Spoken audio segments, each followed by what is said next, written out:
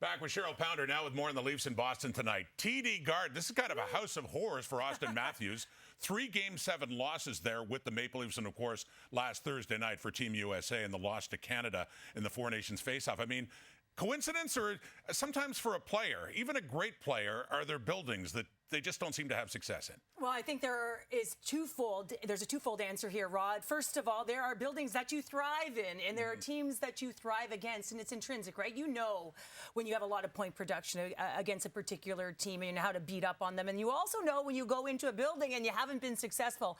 I think it's innate. I do. I think that Auston Matthews will walk into that building and know that he had the game on his stick against Jordan Binnington.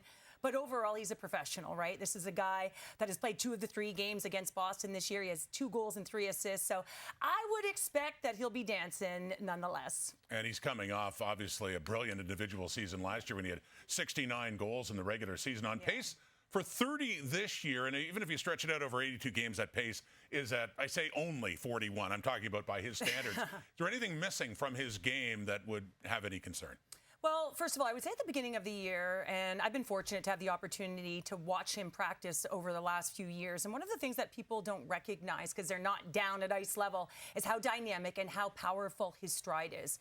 The way he shakes left to right is really unbelievable, which is why he gets to pucks very, very quickly, and he can dance in and around the slot.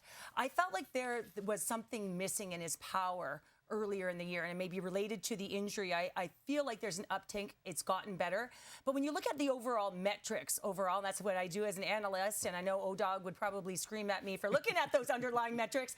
But, you know, Sportlogic did present some stats to us, and, you know, there's a dip in almost every category. And you'd say, okay, it's just a little bit of a dip, but that means collectively his production is down. So some of those areas would be the one-timing spot, right? You know what his one-timer is like, right? Well, he's not getting off as much. His shot attempts are down. And one of the other things that I'm looking at as well is his controlled exits. So when he's leaving the zone and then he's entering, he's carrying the puck in those entry situations, it's down. So I'd like to see the puck on his stick on that entry a little bit more and driving right to the paint.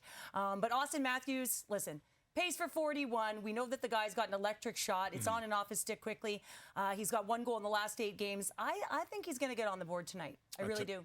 Tonight against the Bruins in Boston, and entering the game with only 1 goal in his last 8, as you talked about. And tonight he'll be skating with Matthew Nyes and Mitch Marner. Of course, had the assist on the Connor McDavid goal last week. But who recalls with Team Canada? I'm sure Auston Matthews doesn't remember that either. He doesn't remember it at all. Thank you, Cheryl.